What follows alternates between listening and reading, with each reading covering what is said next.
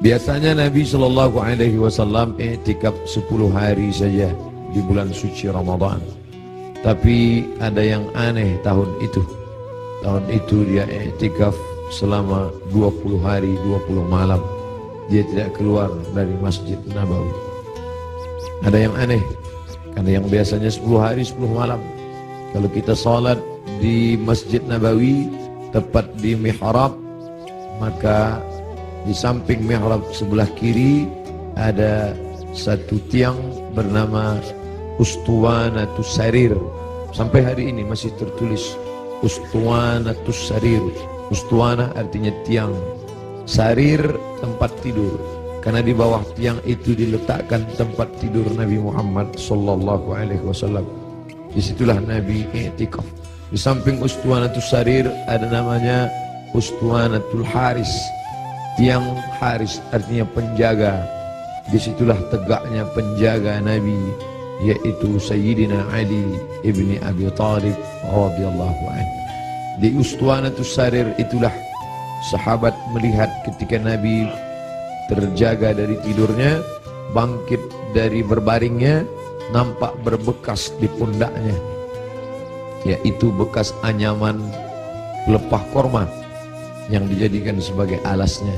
Lalu sahabat ingin membelikannya kasur yang empuk, firash, permadani yang lembut. Tapi Nabi mengatakan, itu tak layak bagiku.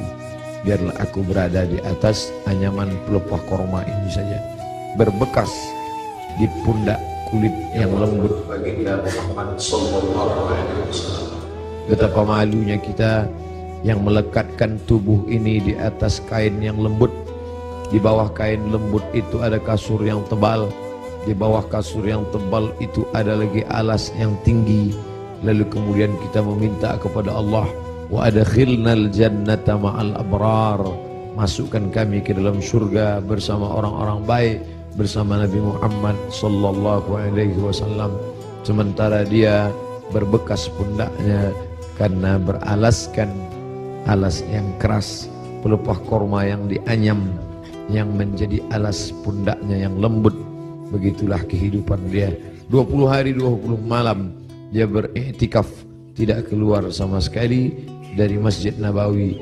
Ma baina baiti wa mimbari, antara rumahku dan mimbarku raudhatun min riyadil jannah, salah satu dari taman-taman surga. Selesai bulan Ramadan, masuk bulan Syawal. Selesai bulan Syawal, masuk Zulqa'dah. Selesai Zulqa'dah, masuk Zulhijjah. Di bulan Zulhijjah beliau melaksanakan haji yang sebelumnya sudah difardukan, tapi barulah dilaksanakan haji tahun itu, disebut dengan haji wada. Wada, selamat tinggal, karena memang setelah itu Nabi meninggal dunia. Maka pada haji wada itu dia pergi ke tanah suci Makkah Al-Mukarramah. Ada yang unik, ada yang aneh. Biasanya beliau berkurban kambing, dia potong 1 ekor untuk keluarganya. Hadza li Muhammad, wa untuk keluarga Muhammad. Kemudian dia potong lagi, hadza li ummati Muhammad, ini aku potong untuk umat Muhammad sallallahu alaihi wasallam. Tapi pada saat tahun itu di Mina, beliau tidak menyembelih 2 ekor, tapi beliau menyembelih dengan tangannya sendiri 63 ekor unta. Tepat pada angka 63 dia berhenti dan dilanjutkan oleh Sayyidina Ali sebanyak 37 ekor. Maka lengkaplah 100 ekor. Tidak ada satupun sahabat yang terpikir ada signal, ada tanda sesuatu tentang mengapa berhenti di angka 63. Setelah meninggal dunia 2 bulan sesudah itu, karena saat itu bulan Zulhijjah, Muharram, Safar, Rabiul Awal, 2 bulan lebih setelah itu barulah semuanya faham mengapa berhenti pada angka 63. Ternyata Nabi tidak ingin satupun tahun hidupnya itu kosong daripada berkurban. Tahun pertama dia potong, tahun kedua sampai 63. Lalu kemudian setelah itu barulah dilanjutkan pemotongan onta itu oleh Sayyidina Ali karramallahu wajhah radhiyallahu anhu. Apa makna di balik itu? Bahwa Nabi tidak ingin ada 1 tahun pun kosong dari kurban. Nabi ingin ada penyembelihan kurban di setiap umur, di setiap usia, di setiap waktu yang dilewati ada penyembelihan kurban. Lagi-lagi ada yang aneh, tidak seperti sebelumnya. Sebelumnya hanya 2 ekor kambing, tapi saat itu dia potong langsung 63, dilengkapkan 37 menjadi 100 ekor. Lalu kemudian sallallahu alaihi wasallam kembali ke kota Al-Madinah Al-Munawwarah, masuk bulan Muharram, masuk bulan Safar, masuk bulan Rabiul Awal. Lalu kemudian beberapa hari menjelang meninggal, Nabi berziarah ke makam Baqi yang ada di samping Masjid Nabawi sebelah kiri menghadap ke arah kiblat. Pulang dari Baqi, beliau merasakan sakit kepala yang amat sangat keras. Itu dia adukan kepada Sayyidatuna Aisyah Ummul Mukminin radhiyallahu anha.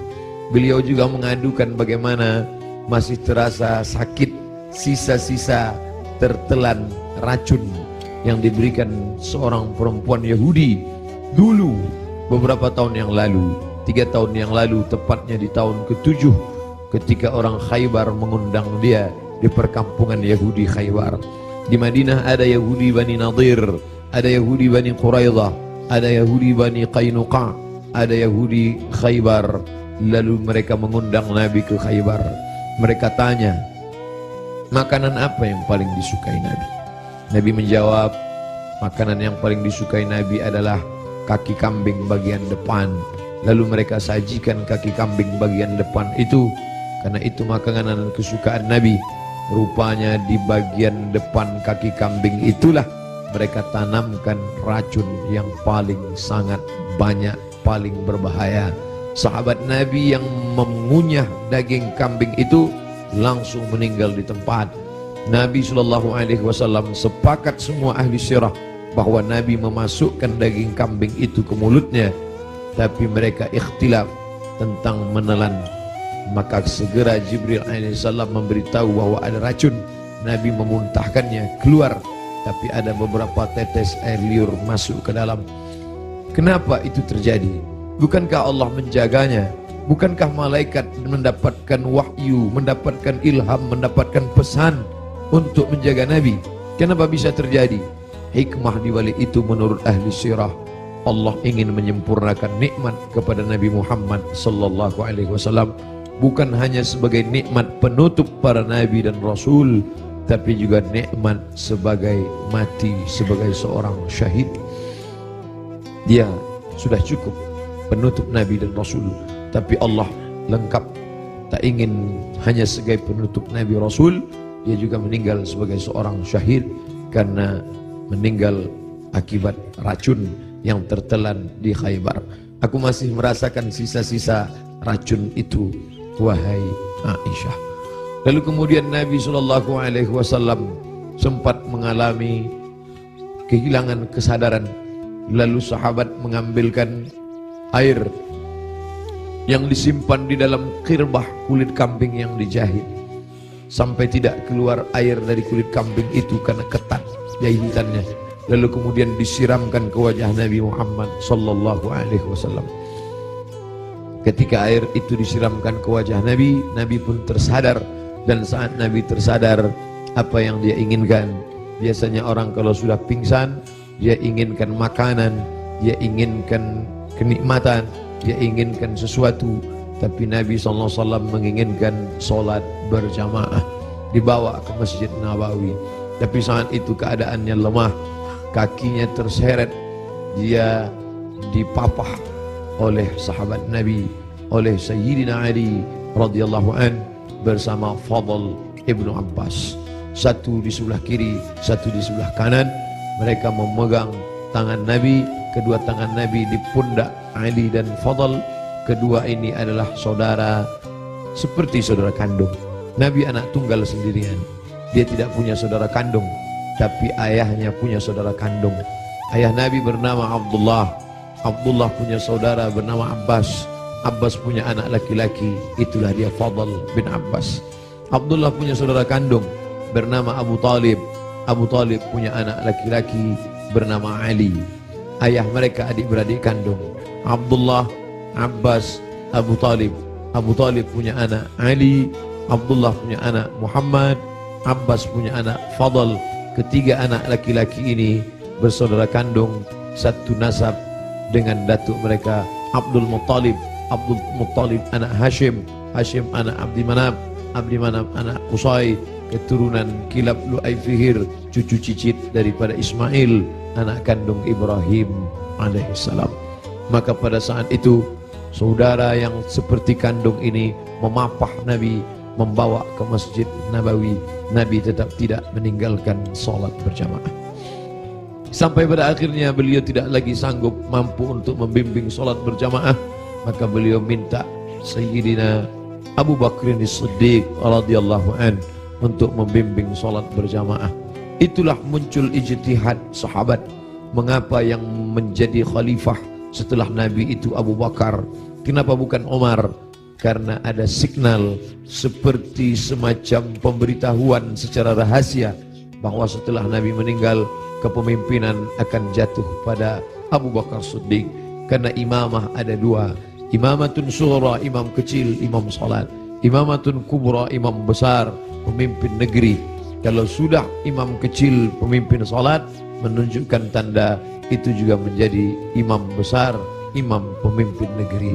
Maka ketika Abu Bakar Siddiq yang diminta sebagai pengganti imam saat Nabi sakit, seolah-olah seperti signal pertanda Nabi memberikan ridha, nanti setelah meninggal Abu Bakar Siddiqlah yang akan memimpin kepemimpinan politik. Maka berbaiatlah sahabat setelah Nabi SAW meninggal. Salat dipimpin oleh Abu Bakar Siddiq radhiyallahu anhu.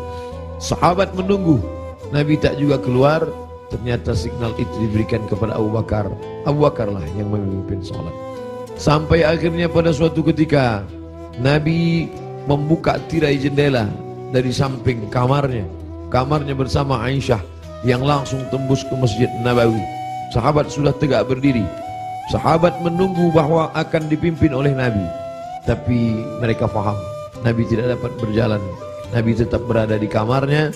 Nabi hanya melihat dari balik jendela, dari pertanda wajahnya, dari anggukan kepalanya.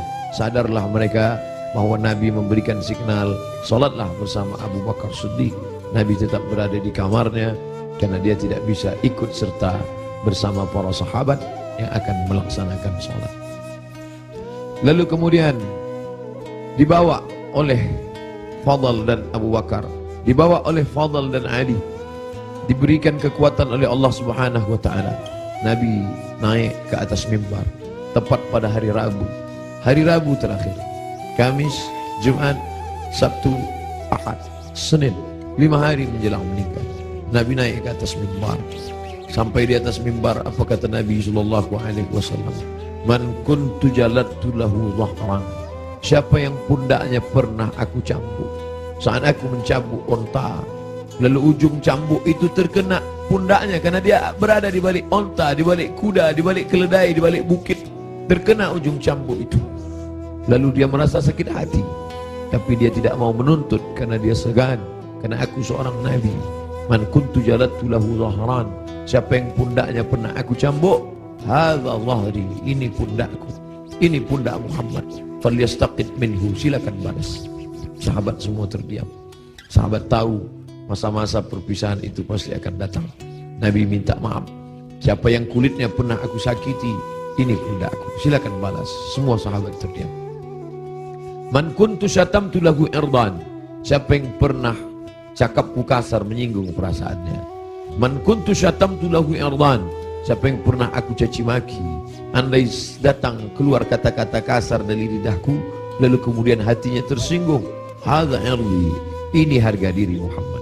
Falyastaqid minhu, silakan balas. Semua sahabat terdiam.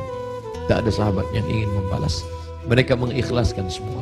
Andai pernah tercambuk pundak mereka, ya Rasulullah, jangankan pundak, nyawa kami berikan untuk kau. Saat gigimu patah, saat pelipismu berdarah, sahabat menghunuskan pedang di tengah pasukan berkobar pada perang Uhud. Mereka masuk, dijamin pasti 99,9% akan mati. mereka memberikan nyawanya untuk Nabi Muhammad sallallahu alaihi wasallam. Abu Bakar Siddiq, hartanya, emasnya sampai berbungkal dia berikan untuk biaya hijrah. Jangankan nyawa, jangankan harta, semua kami berikan untukmu ya Muhammad. Semua sahabat terdiam. Lalu kemudian Nabi bertanya, siapa yang pernah aku pinjam uangnya dan belum dibayar? Kemudian tegak seorang sahabat, innalaka alayya thalatha darahim. Engkau ada utang 3 dirham ya Muhammad. Engkau pernah pinjam uang thalatha darahim, 3 dirham dan belum terbayar. Apa kata Nabi kepada Fadl? Fadl duduk di samping mimbar. Idfa ya Fadl, bayarkan wahai Fadl. Bayar 3 dirham kepada dia. Fadl segera membayarkan 3 dirham karena Nabi tidak ingin tertinggal 3. Kalau pernah tersakiti fisik, pipi yang tertampar, rambut yang tertarik, kulit yang terluka, jangan sampai kita bawa mati menghadap Allah. Kalau pernah ada hati yang tersakiti, jangan sempat ada hati orang yang sakit, maka mintalah maaf. Itu yang ditunjukkan oleh Nabi Muhammad sallallahu alaihi wasallam. Lalu kemudian hutang piutang, walaupun mati syahid, orang mati syahid tidak akan merasakan sakaratul maut. Orang yang mati syahid tidak akan merasakan azab kubur. Orang yang mati syahid tidak akan merasakan hisab. Orang yang mati syahid langsung masuk surga. 4 keutamaan mati syahid. Illat dain, kecuali hutang piutang. Nabi Sayyidul Anbiya wal Mursalin pun tidak ingin ada hutang piutang. Maka dia minta kepada Fadl, idfa' ya Fadl, bayar wahai Fadl. Fadl membayar. Tapi sahabat sudah merasa tidak enak hati. Mereka sudah tahu detik-detik perpisahan itu tak akan lama lagi. Tanda-tanda itu sudah mereka rasakan sejak dari Ramadan, sejak dari haji, sejak dari Zulqa'dah, sejak dari Zulhijjah, sampai Muharram, sampai Safar, sampai ketika beliau berziarah. Tiba-tiba beliau pergi berziarah bersama para sahabat ke Bukit Uhud. Di bawah Bukit Uhud beliau ucapkan salam kepada syuhada Uhud. Assalamualaikum ya ahli diyar minal mu'minin wa inna insyaallah bikum lahiqun. Insyaallah kami akan menyusul kamu wahai syuhada Uhud. Nas'alullah lana wa lakumul afiyah. Sahabat mengerti, nampaknya seperti ucapan perpisahan, seakan-akan ucapan wada. Nabi akan meninggalkan mereka tak lama lagi. Lalu kemudian sampailah mereka melihat sakitnya Nabi. Akhirnya dia terbaring dan dia memilih kamar bersama Aisyah, karena kamar itulah yang paling dekat dengan mihrabnya, hanya lebih kurang 22 meter saja. Di sini mihrabnya, di samping mihrab mimbarnya, di samping kiri menghadap ke kiblat, disitulah kamarnya. Antara jarak yang begitu dekat. Biasanya Bilal mengetuk pintu karena Nabi salat qabliyah di kamar. Nabi tidak salat qabliyah di dalam masjid. Nabi salat qabliyah di kamar. Bilal biasanya mengetuk pintu, bertanya, sudah bolehkah iqamat wahai Rasulullah? Kalau Rasulullah mengatakan aqimis salah, iqamatlah Bilal. Barulah Bilal berani, Allahu Akbar, Allahu Akbar, asyhadu an la ilaha illallah, asyhadu anna Muhammadar Rasulullah, hayya 'alas salah, hayya 'alal falah, qad qamatis salah, qad qamatis salah, Allahu Akbar, Allahu Akbar, la ilaha illallah. Tapi hari itu tidak ada signal dari Nabi, karena Nabi berada di kamar. Dipapah pun tak juga sanggup berdiri. Sampai akhirnya datanglah Sayyidatuna Fatimah masuk ke dalam kamar Nabi sallallahu alaihi wasallam. Nabi membisikkan sesuatu ke telinga Fatimah. Fatimah tersenyum. Nabi membisikkan sesuatu ke telinga Fatimah. Fatimah bersedih. Kelihatan dari raut wajah Fatimah ada sesuatu yang tidak menyenangkan. Nabi berbisik sesuatu ke telinga Fatimah. Fatimah tersenyum. Di saat yang sama terlihat wajahnya seperti gembira mendengar sesuatu. Setelah itu berlalu, lalu Aisyah bertanya kepada Fatimah, apa yang dibisikkannya wahai Fatimah? Kata Fatimah, tak lama lagi masanya.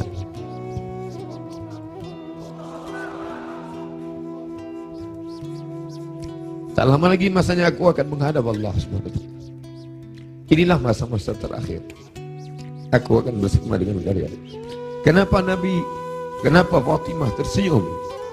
Karena Nabi berbisik, engkau adalah orang pertama yang akan menyusul di antara keluarga. Engkau adalah orang pertama yang akan bersama dengan engkau. Engkau adalah orang pertama yang akan menyusul aku dari keluargaku. Ucapan Nabi itu benar. Tidak ada yang lebih daripada itu. Bahwa setelah Nabi SAW meninggal 6 bulan lamanya, tak lama, hanya 6 bulan saja setelah itu, Sayyidatuna Fatimah menyusul Nabi Muhammad SAW. Anaknya dikatakan Nabi, Innal Hasan wal Husain Sayyida Syababi Ahlil Jannah. Sesungguhnya Sayyidina Al-Hasan, Sayyidina Al-Husain adalah 2 pemimpin pemuda surga. Pemuda-pemuda yang salat subuh ini, pemuda-pemuda ahli surga ini akan dipimpin oleh Sayyidina Al-Hasan, Sayyidina Al-Husain.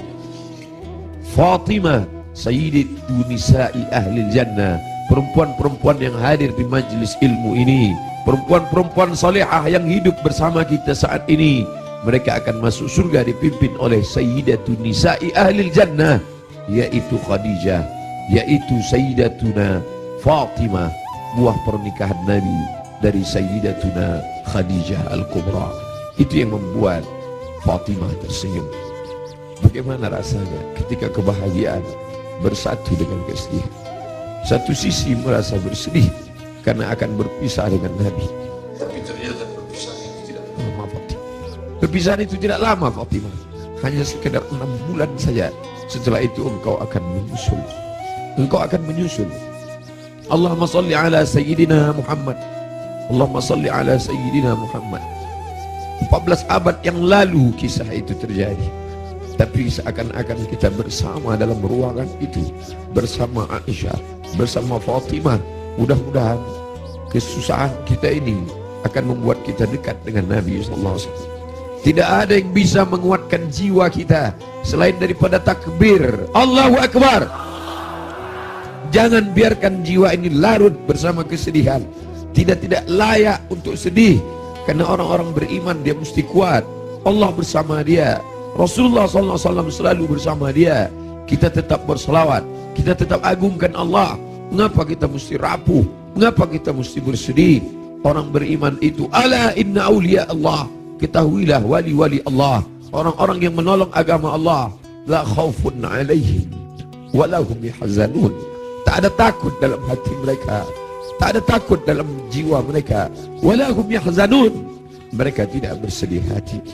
Yang tidak boleh hanya memukul-mukul pipi, menarik-narik kantong, menarik-narik rambut, menyobek-nyobek baju. Laisa minna man darabal khudud wa syaqqal juyub. Siapa yang memukul pipi, siapa yang menarik rambut, siapa yang merobek kantong, bukan umat Muhammad sallallahu alaihi wasallam. Adapun meneteskan air ketika anaknya Ibrahim meninggal dalam usia 18 bulan. 18 bulan umur anak kesayangan itu meninggal, meleleh air mata Nabi. Kenapa engkau menangis ya Rasulullah? Ama tarda ya Rasulullah? Apakah engkau tidak ridha atas ketetapan Allah ini? Aku ridha, kata Nabi. Lalu kalau ridha, kenapa engkau menangis?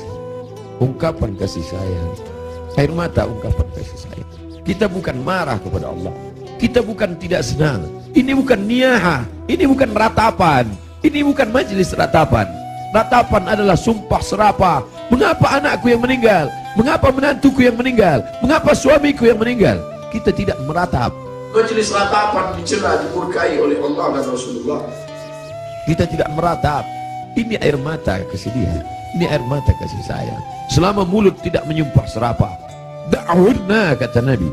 Ketika ada beberapa perempuan yang menangis bersama Nabi berjalan, Sayyidina Umar radhiyallahu an. Lalu apa kata Umar? Da'hunna, biarkan mereka menangis. Ungkapan kasih sayang. Selama tangan tidak memukul pipi, selama tangan tidak menarik rambut, selama mulut tidak berkata sumpah serapah, maka biarkan. Bahkan ketika Nabi memegang jenazah Utsman ibnu Maz'un, menetes air mata Nabi, jatuh ke pipinya, jatuh ke janggutnya, jatuh ke bawah sampai ke wajah Utsman bin Maz'un, menunjukkan air mata itu banyak. Nabi menangis. Nabi hatinya lembut. Menangis adalah ungkapan kasih sayang. Menangis adalah ungkapan kesedihan. Menangis adalah ungkapan keridhaan. Menangis adalah ungkapan melepaskan jiwa yang tertahan, tapi kita tidak larut dalam tangisan itu.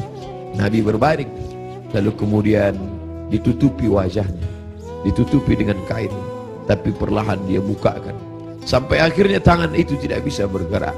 Lalu kemudian Sayyidatuna Aisyah radhiyallahu anha membacakan Al-Fatihah. Bismillahirrahmanirrahim.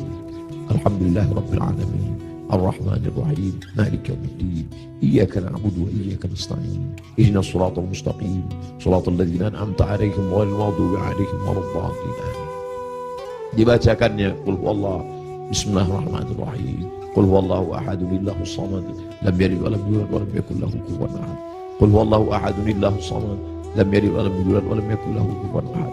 Qul huwallahu ahadun Allahus samad. Lam yalid wa lam yulad wa lam yakul lahu kufuwan ahad. Dibacakannya qul a'udzu falaq, qul a'udzu bil falaq, min syarri ma khalaq, wa min syarri ghasiqin idza waqab, wa min syarri naffatsati fil 'uqad, wa min syarri hasidin idza hasad. Dibacakannya qul a'udzu bin nas, malikin nas, ilahin nas, min syarri wasil khannas, alladzi yuhsu fi sudurin nas, minal jinnati wan nas. Lalu telapak tangan Nabi ditiupkan, ayat-ayat yang sudah dibacakannya itu yang penuh berkah ditiupkannya ke telapak tangan Nabi. Padahal mestinya kita yang membacakan, kita tiupkan ke tapak tangan kita, lalu kita usapkan ke wajah orang yang sakit. Tapi Sayyidatuna Aisyah tidak ingin melangkahi. Ada tangan yang lebih berkah daripada tangannya, ada tangan yang lebih mulia daripada tangannya. Itulah tangan Sayyidul Ahlil Jannah, Sayyidina wa Maulana Muhammad sallallahu alaihi wasallam. Ditiupkan ke tapak tangannya, lalu diusapkan ke wajah Nabi Muhammad sallallahu alaihi wasallam. Aisyah melihat di wajah Nabi seperti menginginkan sesuatu. Sebagai seorang istri yang menemani Nabi dalam suka dan duka, dalam senang dan tawa, maka Nabi mengerti bahasa, Aisyah mengerti bahasa yang diperlihatkan oleh Nabi sallallahu alaihi wasallam. Lalu kemudian Aisyah faham bahwa Nabi menginginkan siwak. Nabi suka kepada siwak. Laula an asyqa ala ummati, kalau tidak memberatkan bagi umatku, la amartuhum bisiwak, pasti aku perintahkan mereka bersiwak inda kulli shalah, dalam setiap salat. Lalu kemudian Aisyah mengambil siwak, lalu merobek ujung kulit siwak dan mengunyahkannya agar ujung siwak itu keluar serabutnya. Lalu kemudian diberikan, diletakkan ke bibir Nabi sallallahu alaihi wasallam. Air liur terakhir yang bersatu dengan mulut Nabi sallallahu alaihi wasallam adalah air liur yang digigitkan oleh Sayyidatuna Aisyah ke ujung siwak, lalu diberikan. Tampak senyum di wajah Nabi sallallahu alaihi wasallam. Makin lemah. Hari Senin, saat yang amat sangat menyedihkan, Nabi makin lemah. Nabi berkata, apa kata Nabi sallallahu alaihi wasallam? As-salah, as-salah, as-salah, as-salah. Salat. Wa ma malakat aymanukum, dan budak hamba sahaya. As-salah, simbol tentang hubungan hablum minallah. Jangan pernah putus, jangan pernah putus salat, jangan tinggalkan salat, jangan tinggalkan masjid. Pesan Nabi itu, kita tidak hanya sekedar larut meneteskan air mata, tapi juga kita menjalankan sunnah Rasulullah sallallahu alaihi wasallam. Beginilah ramainya umat Muhammad sallallahu alaihi wasallam. Wahai Abdul Samad, mereka datang bukan karena engkau. Wahai pengurus masjid, mereka datang bukan karena engkau, mereka datang karena ingin melaksanakan pesan terakhir Nabi, as-salah, as-salah, as-salah, salat. Wa ma malakat aymanukum, hamba sahaya, orang yang paling lemah, rendah levelnya, budak hamba sahaya. Nabi tidak mengatakan jaga ibumu, karena kalian pasti menjaga ibu kalian. Jaga ayahmu, karena kalian pasti menjaga Allah kalian. Jaga istrimu, karena kalian menjaga. Tapi ada orang yang paling lemah, paling rendah, budak hamba sahaya. Jangan kalian sia-siakan, jangan kalian hardik, jangan kalian susahkan mereka, jangan kalian buat mereka seperti kuli, jangan buat mereka. Nabi mengajarkan membebaskan budak hamba sahaya. Akhirnya hari ini tidak ada lagi perbudakan, tidak lagi hamba sahaya, tapi pembantu-pembantu kalian. Jangan kalian makan gajinya, jangan kalian makan titik puluh keringatnya. Supir kalian, security kalian, orang yang menggali parit untuk mencari makan, pekerja kalian, sampai hati kalian makan titik puluh keringatnya. Sampai masanya nanti mereka lebih mulia daripada kalian, dan amal sholat kalian, puasa kalian akan habis diambil. Atadruna mal muflis, tahukah kamu siapa itu orang yang bangkrut? Siapa itu ya Rasulullah? Mayati yaumal qiyamati bi salatin, orang yang datang menghadap Allah dengan salat yang banyak, wa siyamin, puasanya banyak, wa zakatin, zakatnya banyak, haji umrohnya banyak, tapi dia sudah menganiaya orang lain. Qad syatama hadza, mencaci maki si fulan, wa daraba hadza, menempeleng si fulan, wa akala mala hadza, memakan harta si fulan, wa syatama hadza, mencaci maki si fulan. Mereka akan datang menuntut di hadapan Allah. Nabi berpesan, as-salat, as-salat, jaga salat, jaga salat, jangan tinggalkan salat. Wa ma malakat aymanukum, budak kalian, hamba sahaya kalian. Hari ini tidak lagi ada hamba sahaya, tapi ada orang-orang lemah di sekitar kita. Anak yatim di antara kalian, jaga. Fakir miskin di antara kalian, jaga. Janda-janda tua, suaminya sudah meninggal, hidup sebatang kara, anaknya tidak lagi ada, jaga, jangan sampai mereka kelaparan. Mereka orang-orang yang al-mustad'afun, orang-orang lemah, berada di bawah kekuasaan kalian, maka tolong bantu mereka. Apa kata Nabi sallallahu alaihi wasallam sebelum dia meninggal? La'anallahu al-yahud wan nasara. Allah melaknat Yahudi dan Nasrani. Kenapa? Ittakhadhu qubur anbiya'ihim masajid. Mereka menjadikan kubur nabi-nabi dan orang soleh di antara mereka, mereka robah menjadi masjid, mereka robah menjadi tempat ibadah. Nabi melarang. La'anallahu al-yahud wan nasara. Allah melaknat Yahudi dan Nasrani. Ittakhadhu qubur anbiya'ihim masajid. Alhamdulillah, sampai hari ini tidak ada satupun orang Islam di dunia ini yang meratakan kubur dengan tanah, lalu di atas kubur itu dibangun masjid sebagai tempat ibadah. Tidak ada. Di bawah lantai ini tidak ada kuburan. Andai ada kubur di bawah lantai ini, maka kita sudah melanggar peringatan terakhir. Detik-detik menjelang Rasul meninggal, biasanya orang meninggal akan menyampaikan pesan-pesan penting. Hari itu dia lepaskan semua. Budak-budak hamba sahayanya dia merdekakan semua. Tombaknya, pedangnya, baju besinya dia wakafkan semua fisabilillah. Tidak ada yang melekat pada tubuhnya. Dia ingin mati menghadap Allah Subhanahu wa taala dalam keadaan bersih sebersih-bersihnya. Tapi pesan-pesan ini penting. Dia tidak ingin ada orang membangun makam menjadi tempat ibadah, lalu kemudian orang beribadah di sana, sholat di atasnya. Adapun ada makam di samping kiri masjid, di samping kanan masjid, ada dinding, ada jalan, maka itu tidak termasuk menjadikan makam sebagai masjid. Yang dilarang hanyalah meratakan makam lalu dibangun masjid di atasnya. Laknat Allah, laknat Rasulullah kepada mereka yang melakukan itu. Dan kita tidak ada satupun yang melakukan itu. Masjid kita bersih daripada ini. Sampai akhirnya saat petang hari Nabi mulai mengatakan, apa kata Nabi SAW? Ma'an nabiyyin was-siddiqin was-syuhada was-salihin wa hasuna ulaika rafiqa. Ma'an nabiyyin, akan bersama dengan para nabi. Adam, Idris, Nuh, Hud, Saleh, Ilyas, Ilyasa, Zakaria, Musa, Yahya, Ayub, Sulaiman, Zulkifli. Mereka sudah lama menantikan saat Isra Mi'raj bertemu di langit pertama, bertemu di langit kedua, bertemu di langit ketiga. Bahkan wa antal imam, engkau yang menjadi imamnya saat salat di Masjidil Aqsa. Tapi ini pertemuan bukan antara hidup dengan mati, tapi pertemuan antara orang yang sudah meninggalkan kehidupan. Ma'an nabiyyin, akan bersama dengan para nabi. Was-siddiqin, akan bersama dengan para siddiqin, orang-orang yang benar. Was-syuhada, akan bersama dengan orang yang mati syahid. Was-salihin, akan bersama dengan orang-orang yang saleh.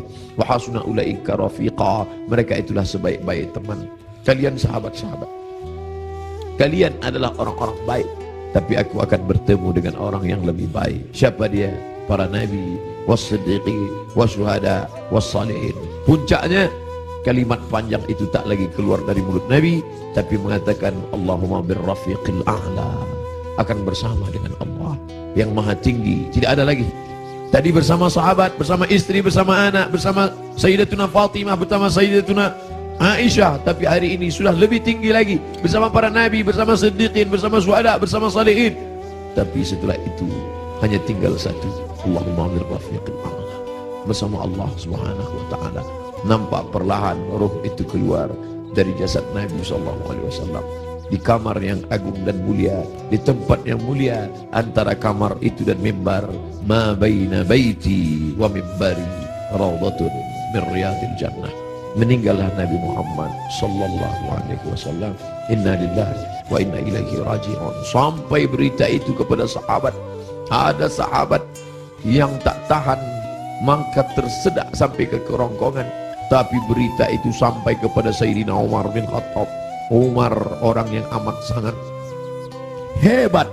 Sebelum Umar masuk Islam, tidak ada orang yang berani membaca Al-Quran dengan suara keras. Semuanya bersembunyi.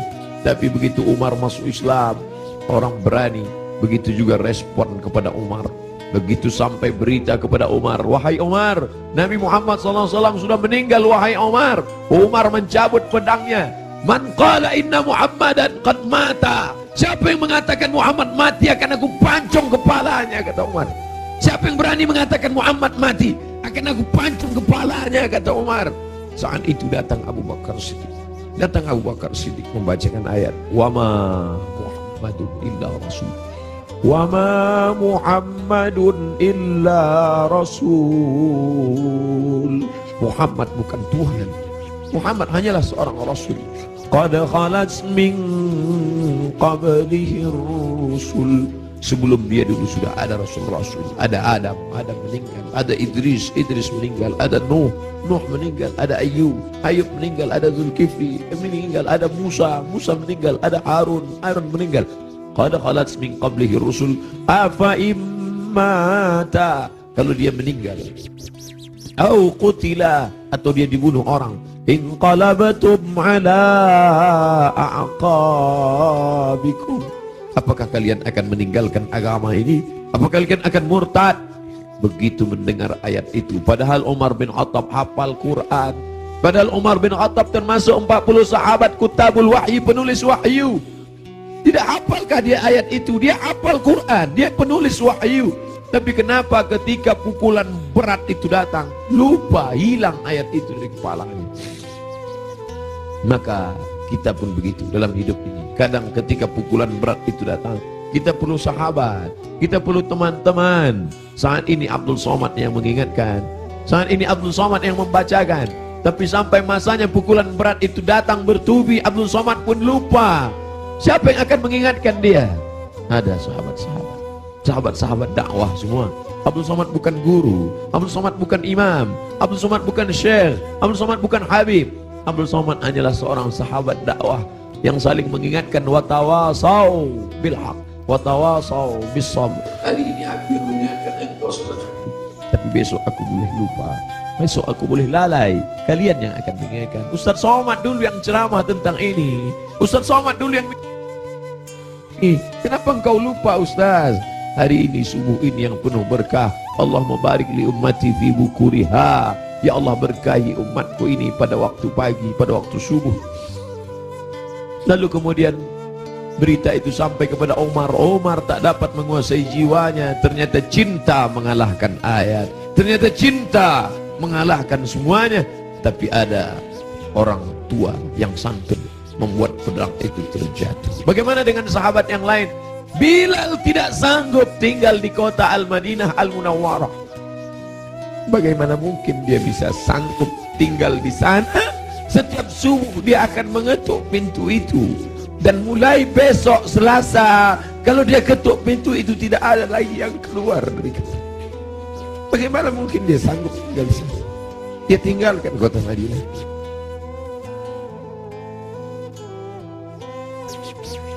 Bilal tak sanggup memandangkan azan.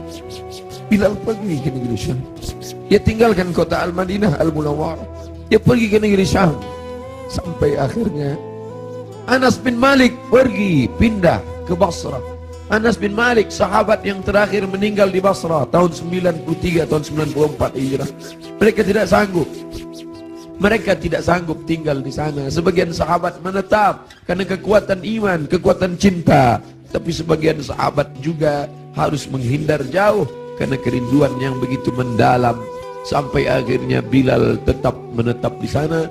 Sampai akhirnya Umar merasa perlulah Bilal kembali sekali-sekali. Datanglah Bilal ke kota Al-Madinah Al-Munawwarah. Aku tidak sanggup, kata Bilal. Bagaimana aku akan mengumandangkan azan di sana? Yang biasanya kalau aku mengumandangkan azan, setelah itu aku iqamah. Kalau aku iqamah ada yang keluar dari kamar itu. Nanti kalau aku iqamah tidak ada yang keluar dari sana. Tidak sanggup aku. Sampai akhirnya datang Sayyidina Al-Hasan, Sayyidina Al-Husain. Bilal tidak sanggup menolak. Ini yang meminta adalah cucu Nabi Muhammad sallallahu alaihi wasallam. Datanglah Bilal ke kota Al-Madinah. Kami tahu cintamu kepada Nabi luar biasa. Kami tahu engkau bersama dengan Nabi sallallahu alaihi wasallam. Kami tahu bahwa engkau amat sangat kagum besar cintamu. Tapi datanglah. Bilal tak sanggup menolak. Yang akan dia temui ini bukan orang biasa, tapi cucu yang mengalir darahnya dalam darah mereka. Maka dia datang. Hari itu Bilal datang ke kota Al-Madinah. Bilal mengumandangkan azan subuh. Terdengar suara Bilal. Allahu Akbar, Allahu Akbar. Sahabat mendengar suara yang tak pernah mereka dengar. Itu suara orang yang dulu ketika azan berkumandang pasti Nabi akan keluar. Kalau begitu Nabi hidup lagi, kata mereka. Itu dulu suara. Dulu sudah lama kami tak mendengar suara itu. Berarti dia sekarang sedang berada di Madinah. Berarti dia sedang datang sekarang. Kami ingin mendengarnya. Kami ingin ramai sahabat Nabi datang berbondong-bondong. Ramai mereka datang ke Masjid Nabawi karena mereka yakin dan percaya kalau suara itu keluar Nabi pasti akan datang. Tapi ternyata tidak. Ketika Bilal mengumandangkan azan, mereka hanya berjumpa dengan Bilal. Mereka hanya berjumpa dengan Sayyidina Husain, cucu Nabi sallallahu alaihi wasallam. Kita tak pernah bersedih. Kita tak pernah bersedih. Kita hanya mengucapkan setiap hari Assalamu alayka ayyuhan nabiyyu wa rahmatullahi wa barakatuh. Nanti kalian akan minum dari telaga ini. Nabi naik ke atas mimbar, aku lihat ada telaga, kata Nabi. Ada telaga Haud dan kalian akan minum di sini. Siapa yang minum dari sana ya Rasulullah? Ikhwani, ikhwani, saudaraku akan minum dari sana. Kamikah itu ya Rasulullah? Enggak. Antum ashabi, kalian sahabatku. Kalian sahabatku. Kalian sahabatku. Yang akan minum nanti di sini ikhwani. Siapa itu ya Rasulullah? Amanu bi wa lam yarawni. Mereka beriman kepadaku padahal tak pernah melihat aku. Mudah-mudahan kita termasuk di sana. Aku bukan orang Arab, aku tidak Quraisy, aku tidak pernah bersamanya, tapi aku berharap, kita semua berharap 14 abad jarak kita dengan dia, 1439 tahun yang lalu jarak kita dengan dia. Dia sudah memikirkan kita, patah giginya, berdarah pelipisnya, berdarah kakinya. Sahabat berkata, engkau punya doa mustajab ya Rasulullah, engkau punya doa makbul ya Rasulullah. Kau doa sekali saja rata mereka dengan tanah, kau doa sekali saja mati mereka ya Rasulullah. Mintakan doa itu ya Rasulullah. Allahumma salli ala Sayyidina Muhammad. Sekali saja engkau berdoa ya Rasulullah, akan mati mereka semua. Kata Rasulullah, tidak, doa itu aku simpan. Untuk siapa? Untuk kalian nanti di padang mahsyar. Aku simpan doa itu syafaatan li ummati. Dia pikirkan kita 14 abad yang lalu. Apa yang kita lakukan untuk agamanya ini? Apa yang sudah kita buat? Orang-orang kaya, tolonglah agama Allah ini. Kalian dirikan MDA. Tolong fakir miskin. Air mata tidak cukup untuk menolong agama Rasulullah SAW. Pemimpin-pemimpin, raja-raja, sultan-sultan, kalian semua akan mati menghadap Allah. Satu-satunya syafaat hanyalah syafaat Rasulullah SAW. Sungguh ini, bapak-bapak dari kepolisian, bapak-bapak dari TNI, hadirin hadirat sekalian, kita semua insya Allah mendapat syafaat Nabi Muhammad SAW. Cinta kita mendalam. Abdul Somad, kau bukan siapa-siapa. Mereka mendengar kau bicara karena yang keluar dari mulutmu itu hanyalah sabda Rasulullah SAW. Kau hanya meminjam kemuliaannya. 0,001% yang dipinjamkannya ke mulutmu, kau hanya cerita tentang dia. Mereka sayang kepadamu karena dia. Allahumma salli ala Sayyidina Muhammad. Kami cinta kepada Allah, kata Yahudi. Kami cinta kepada Allah, kata Nasrani. Kami cinta kepada Allah. Qul, katakan, in kuntum tuhibbunallah, kalau memang betul kalian cinta kepada Allah, fattabi'uni, ikuti aku. Tidak ada yang diterima di akhirat kecuali orang yang mengikuti Muhammad. Asyhadu an la ilaha illallah wa asyhadu anna Muhammadan Rasul. Kerinduan kita kepada dia. Mereka dulu mencium wajahnya, mereka dulu mencium tapak tangannya. Apa kata Anas bin Malik, orang yang paling beruntung itu? Khadimtun Nabi 10 sinin, aku melayani dia 10 tahun lamanya. Sendalnya aku bawakan, air wuduknya aku siapkan, aku berjalan di belakangnya, aku cium tapak tangannya, lebih halus dari sutra, lebih harum, atyabu min rihil miski, lebih harum dari semerbak kasturi. Kami tidak seberuntung engkau Anas bin Malik, tapi kami ingin ikut bersamanya, dan kami ingin minum di telaga itu bersama Rasulullah sallallahu alaihi wasallam. Siapa yang minum di telaga ini, la yadma'u fiha abadan, tidak akan haus untuk selamanya. Selamatkan anak-anak cucu kami ya Allah, jangan sampai beralih akidah kepada yang lain. Kerinduan kita kepadanya hanya dapat kita lakukan dengan 1, dengan 2, dengan 3. Tolong agamanya, tolong agamanya, dan kita perbanyak selawat. Asal datang rindu dalam hati selawat. Allahumma salli ala Sayyidina Muhammad wa ala ali Sayyidina Muhammad. Tapi dia juga masih punya keturunan-keturunan. Ada keturunan-keturunan itu yang tetap terjaga. Para habaib kita, Habib Omar bin Hafs, para ahli bait yang ahlu sunnah wal jamaah, ahli bait yang mencintai Omar tapi juga mencintai Ali, ahli bait yang mengagungkan Ali tapi juga tidak mencaci maki Abu Bakar, Omar, Uthman. Karena ada juga yang mencaci maki Abu Bakar, Omar, Uthman. Ikutlah ahli bait, ikutlah keturunan Rasulullah sallallahu alaihi wasallam yang tidak membeda-bedakan antara sahabat. Mereka tetap berkata Abu Bakar Siddiq radhiyallahu an, Umar ibn Khattab radhiyallahu an. Para habaib, Habib Ahmad Al-Kaf, Habib Jindan, Habib Zaid ibn Sumaid, para habaib yang tak mungkin saya sebutkan satu persatu. Al-asila ila qarabati Rasulillah sallallahu alaihi wasallam, menyambung hubungan dengan para habaib keturunan Rasulullah. Ahabbu ilayya, lebih aku cintai min an asila ila qarabati, daripada menyambung hubungan dengan kerabatku sendiri. Motivasi itulah yang membuat al-fakir yang hina datang menjumpai Habib Rizik Syihab, mencium tangannya, memeluknya, karena dia salah satu dari bagian keturunan Rasulullah sallallahu alaihi wasallam